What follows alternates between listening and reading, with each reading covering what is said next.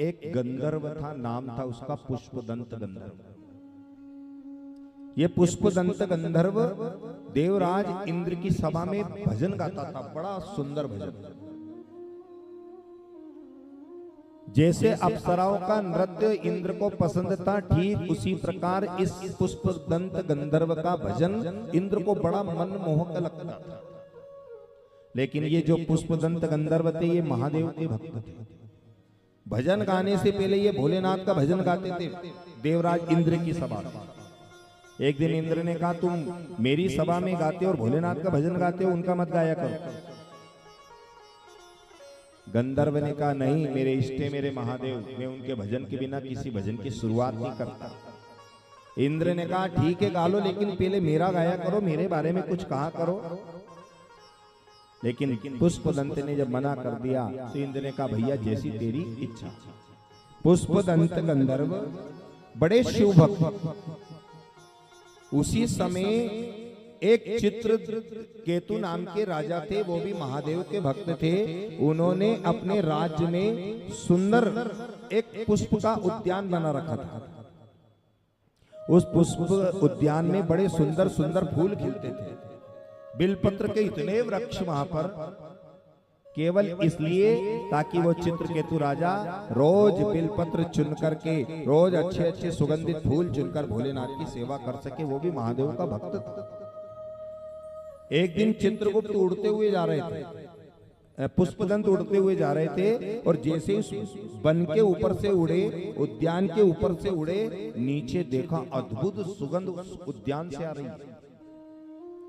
जैसे उद्यान में गए, देखा बिलपत्र लगे हुए हैं, फूल अच्छे अच्छे लगे हुए हैं सुगंधित। मन में सोचा कि मुझे रोज यहाँ से भोलेनाथ के लिए फूल चढ़ाने के लिए मिलेंगे, बिलपत्र चढ़ाने के लिए मिलेगी। रोज पुष्पदंत सारे बिलपत्र और सारे फूल चुरा लेते रोज।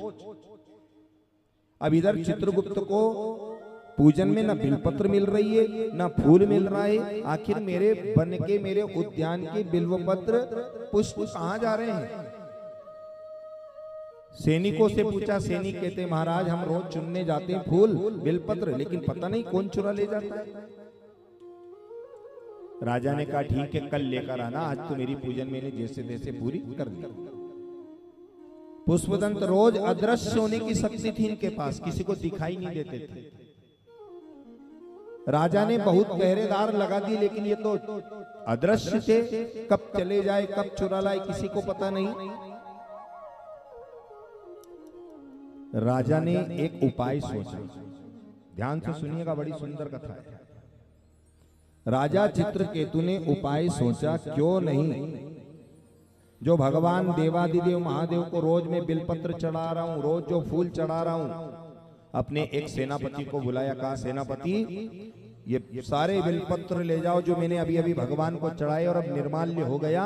इन बिलपत्र को, इन पुष्पों को उद्यान के मार्ग में जमीन पर डाल दो, बिछा दो, ताकि जो भी चुराने आ रहा है अगर उसका पैर बिलपत्र पर पड़ गया, भगवान देवादिदेव महादेव के बिलपत्र अगर पैर पड़ गया तो उसके सारे पुण्य छीन हो जाएंगे और वो तुम्हारे पकड़ में आ जाएगा। चुपचाप जाकर सैनिकों ने बिलपत्र वो सारे मार्ग में उद्यान के बिछा। हुआ भी वही, पुष्पदंत के पैरों में बिलपत्र आ गया। आप भी शिवालय जाते हो रोज दर्शन करने भगवान महादेव के, तो ध्यान रखना, मेरे देवादिदेव महादेव देने वाले हैं, दानी हैं, महा ओगड़ दानी। सबसे पहला तो नियम ये होना चाहिए, अगर आप बिलपत्र चढ़ा रहे हो तो जीवन में एक बिलपत्र का वृक्ष अवश्य लगाओ, तब आप बिलपत्र चढ़ाने के योग्य बनते हो। हर हर। अगर किसी के उद्यान से आप लेकर आ रहे हो तो उसकी अनुमति से लाओ, ऐसा नहीं कि फ्री में मिल गए तो सब उठा लाओ और जय भोलेनाथ तेरा तुझको अर्पण क्या लागे मेरा।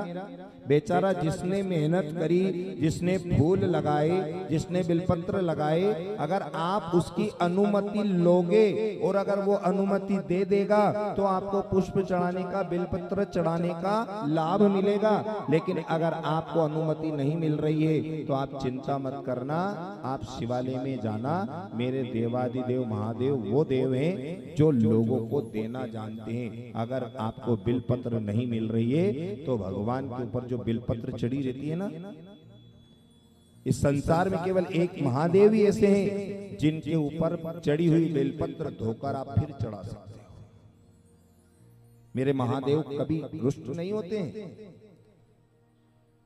लेकिन लोग क्या करते हैं, चुपचाप आते हैं सुबह सुबह वॉकिंग करने, कभी उसके बगीचे में घुस गए, कभी वहां घुस गए, कभी वहां से उठा लिए और बढ़िया डलिया भर ली और जाकर भोलेनाथ को चढ़ा दिया। भैया जिसने मेहनत करी है कम से कम उससे भी तो पूछो, बेचारा वो भी तो भगवान को अर्पण करता होगा, इसलिए तो लगाया उसने।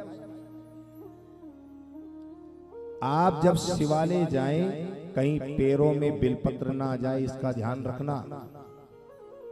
कहीं भगवान भोलेनाथ के ऊपर का चढ़ा हुआ फूल हमारे पैरों में ना आ जाए।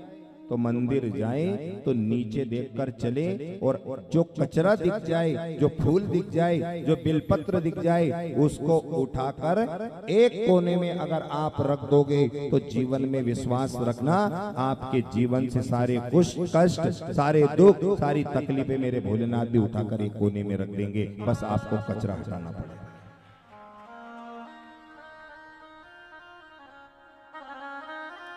पुष्पदंत से अपराध हो गया, पैर रखा गए बेलपत्र पर, तो जो पुण्य थे उनके छीन हो गए और सैनिकों ने उसको पकड़ लिया। अब जब सैनिकों ने पकड़ लिया, बंदी बना लिया। पुष्पदंत सुंदर कवि भी थे, अब बंद कर दिया। पूजन कैसे करे, तो आपने विद्वान ब्राह्मणों के मुख से एक स्तोत्र सुना होगा, 4 पंक्तियां उसकी संस्कृत की मैं गुनगुनाता। महिम्ना पारम ते परम विदुषो यदस्रदसी। ये स्तोत्र पुष्पदंत ने लिखा कैद में बैठ करके, और केवल भोलेनाथ का स्मरण करते हुए लिख रहे हैं। क्या लिख रहे हैं, महिम्ना पारम ते परम विदुषो यदस्रदसी स्तुति ब्रह्मादीनामपि तदवसन्नास्त्वयि गिरा अथावाचा सर्वा स्वमति परिणामावधिग्रहणम् ममापेशस्त्रोत्रे हर निरपवाना परिकर। पुष्पदंत जी मानो कह रहे हैं भोलेनाथ से, हे भगवान शंकर, हे पाप हरण, आपकी महिमा के आर पार के ज्ञान से रहित सामान्य व्यक्ति के द्वारा की गई आपकी स्तुति यदि आपके महात्म वर्णन के अनुरूप नहीं है तो भी आप प्रसन्न हो जाते हैं।